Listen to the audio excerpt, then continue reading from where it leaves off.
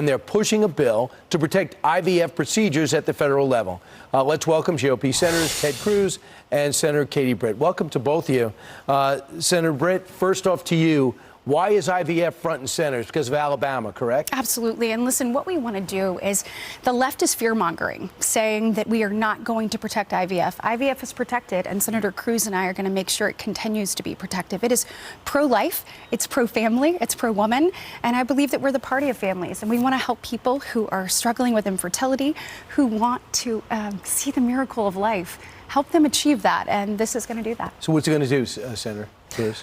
Well, IVF is amazing technology. 2% of all live births in America come from IVF. We have roughly 200 babies a day being born in the United States from IVF. 8 million babies have been born using IVF worldwide. What Katie and I have done is we've introduced straightforward federal legislation to protect IVF, to create a federal right to IVF, which means that no state can ban it. This is an issue that has overwhelming agreement. 100 senators. It should easily be 100-0. Every senator says they support IVF. This should be an example where, look, there are issues we're going to disagree on, but we should be able to come together 100-0 and say we stand with the ability of parents who want to love their kids to bring those children into the world. But Senator Britt, in Alabama, this is what brought this whole thing up. They voted to ban it. And now where is it at?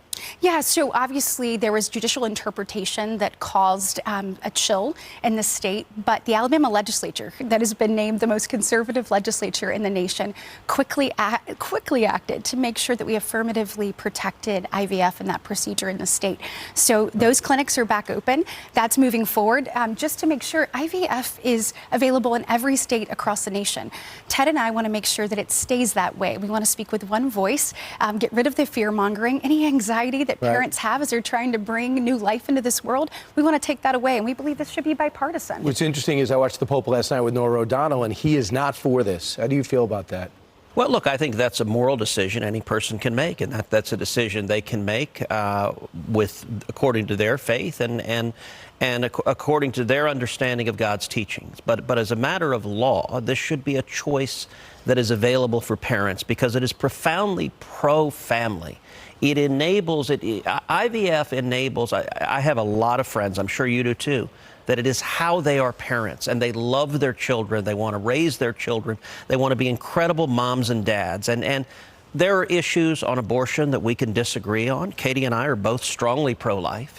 But that is a very, very different issue from the issue about whether parents should be able to affirmatively choose we want to have a child and take advantage of medical technology to help them do that. And I don't know if we put the full screen up when I was reading, but it's abortion. 15% say it's a deal breaker, 14 say the economy, and 14 say border security. So they're all high up here.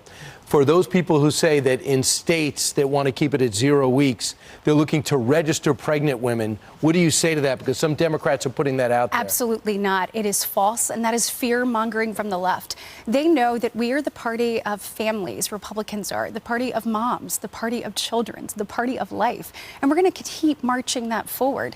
Unfortunately, you see the left trying to kind of create stuff that isn't there, and unfortunately, this is one of them. We were never going to have a registry of pregnant women, ever. Hear me that now. We've had multiple fact checks that have said that that is just blatantly false. It is more from the left trying to create a toxic environment because they know that they're actually the radical ones on abortion. They're the ones that want to take a child's life up to the moment the child is born. Senator, will this be an issue in Texas as you try to get 6 more years on your seat?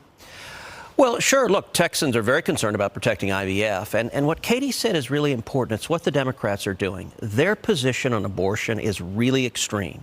Every single Democrat in the Senate supports unlimited abortion up until the moment of birth, partial birth abortion at 40 weeks.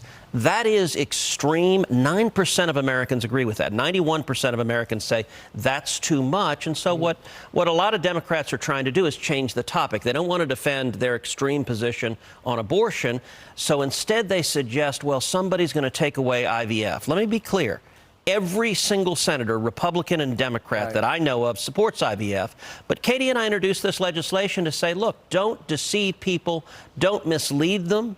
We'll make it clear. We'll put it in federal law. We will protect your right to IVF so that no state, no local government can get in the way. And it lets Democrats decide, are you willing to actually stand up and protect this right, or do you just want to use it as a political issue?